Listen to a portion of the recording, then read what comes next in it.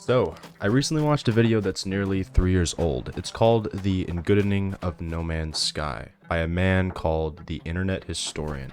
And while it's fair to say it was quite an interesting watch, it told an interesting tale about what it means to overpromise and allow others to often take something you do and overglorify it, to the point where you've been forced to build a gargantuan house of cards. I want to preface this and say that I myself have never even once played No Man's Sky, and I can't give any realistic personal opinion about the game, but I would, however, like to talk about what happened to it. So I will try to summarize what the Internet Historian talked about in this video. Now, way back in 2009, there was a man named Sean Murray, and he founded a company called Hello Games. They worked hard together to make a game called Joe Danger. This surprisingly became very successful. So, like any successful startup, they think, what kind of game could they make next? Maybe something that could shoot for the stars, they thought. Maybe something out of this world. Eventually, by 2013, they came up with a new procedural planet generation game called No Man's Sky. Now, this game's popularity as a whole blew up in 2014 massively, and the game promised millions of planets to explore, all procedurally generated, all original and new, rivers, complex ecosystems of creatures, landing on asteroids, massive multiplayer, and player griefing. It got many awards for all this hype and became a massive hit due to its originality and innovative plans. Now, what's important to mention here is that it blew up, and that it wasn't just some marketing push. It was backed by Sony. You see, Sony had seen the significant attention that the game had gotten, and they wanted in, so they opted to become the publisher for Hello Games. And they worked together, making these highly detailed cinematics and trailers for the game. Now, what happened here is that since they got so much backing from Sony, they now had real deadlines to meet, and whilst they made so many promises about what would be in the game, these promises now became instant restrictions, because, believe it or not, actions do speak louder than words, and being such a small, inexperienced studio, making grand promises such as this before you're anywhere close to a done game glosses over every possible disaster and problem to come. And their studio wasn't any kind of exception. The following years after their announcement was filled with threats of lawsuits over mathematical coding techniques and even the use of the word sky in their game title. Their studio even experienced a massive flood that nearly destroyed all of their data. But despite this, they pressed on, hard at work building the game. And yet this simply wasn't enough. For example, one of the features promised was one where the planet's day and night cycles were accurately shown, fully depicting accurate changes in the sky in reference to the tilt of the planet in respective to the star system's sun. However, in testing, players found it disorienting, so they decided to remove the feature. And things like this are common for a game, whilst many studios can have plans for certain features, but if the concept is highly original and new, especially for a small game company like Hello Games, changes like these are just inevitable. You can't expect every great or cool idea that you have about a plan to go right, and even if you can put it in, often it can still end up not benefiting the overall experience, simply because something that, while sounds good on paper, doesn't work out practically. And by this point, the release date for the game was rolling around the corner, and while they wanted to bump out more fixes, they had already offered pre-orders at the price point of a AAA game. So now there was no going back. And while I am glossing over many of the issues and details that made this turn out the way it did, they eventually did release the game. And needless to say, it flopped. It went from being one of the most anticipated games of the year to nearly losing its entire player base within a month. It was unfinished, it had bugs, no multiplayer, no rivers, no factions, and many of the planets, as it turned out, were common duplicates. There was almost nothing on many of the planets, and the hate for the game blew up. So much, in fact, there were talks of lawsuits over false advertising. And while legally they were technically cleared of false advertising, many of the directly quoted things by Sean Murray, who led the creation of the game, was simply not there. But it didn't end with just that. An onslaught of articles, videos, and endless hate for the game only increasingly put down any success for the game, as well as many death threats sent to them by Sean himself for how it turned out. Though, what we can say here is there was an upside to this. While the hate flowed in, and many, including Sony, kicked the devs under the bus in terms of support, instead of taking the profit they got from the game and all the pre-orders and moving on, they actually decided to just simply stop talking about the game. Building all these promises was what dug them this hole, so they decided to just hunker down and work. For over 3 months, there was no word for the devs. People were confused about what happened to them. Then, suddenly new updates came in. They brought in new game modes, base building, farming, and many bug fixes. And while many didn't bat an eye to the changes at first, they just kept working. Adding classes, new shareable ship builds, vehicles you could drive around in, portals, terrain editing, new artifacts, and trading. The list went on, and they even added a full multiplayer experience. Now, it's fair to say that the community's opinion of this game started to change, as the updates and changes just kept coming in.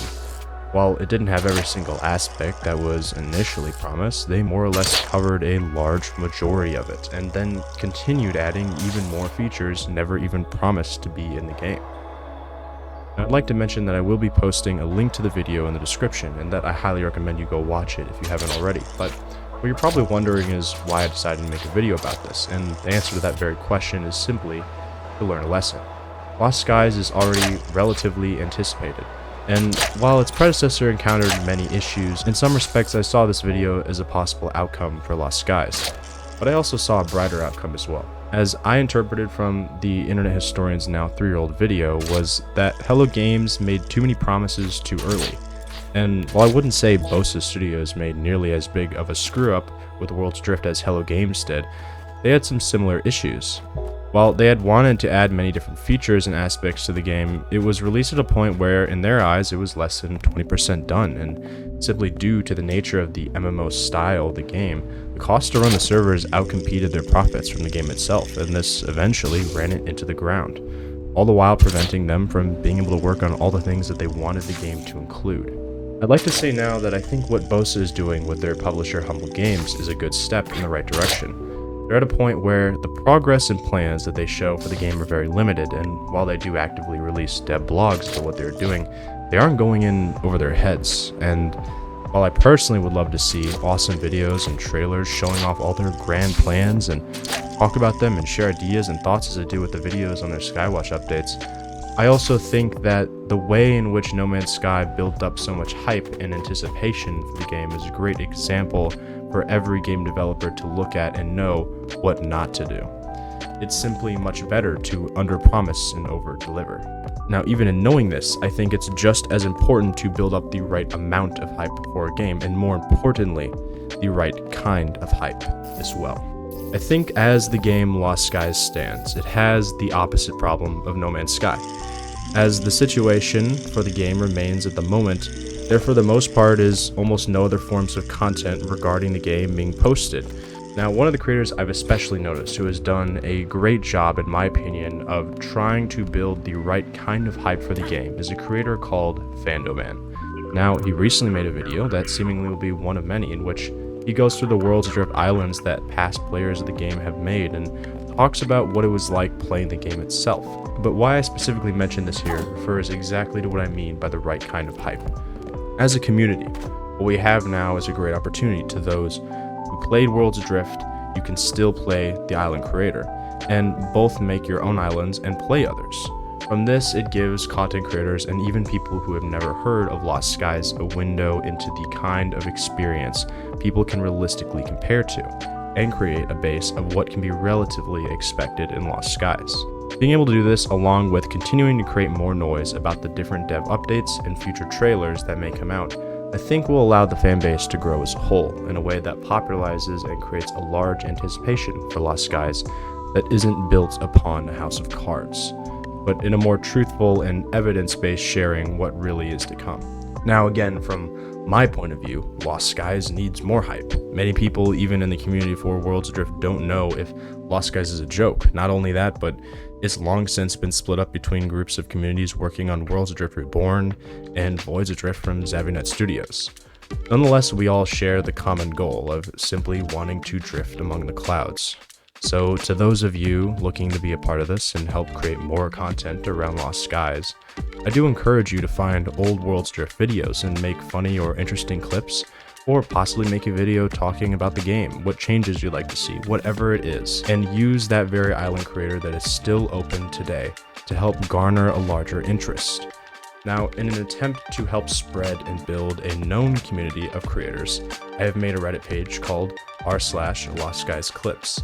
Now, while I strongly encourage you to post your clips and content to the different Worlds Adrift and Lost Skies Reddit pages, and most importantly, your own YouTube channels, I also learned just how difficult it was to find other creators starting to make videos for the game, as the niche is simply overcrowded with keyword terms similar to the Lost Skies title. But I know there are many of you out there that can make content and want to see more for this game as I do. So if you do wish, I ask you to consider joining r/LostSkiesClips in the hope that people can more easily find other creators actively working on and creating Worlds Adrift or Lost Skies content, as due to there being very few restrictions, I encourage you to post your favorite clips, images, videos on your channel and on this page in order to help other creators doing the same thing gain traction and work together to help spread the word and create a place to help popularize Lost Skies content and its creators in a way that will help it all become more known.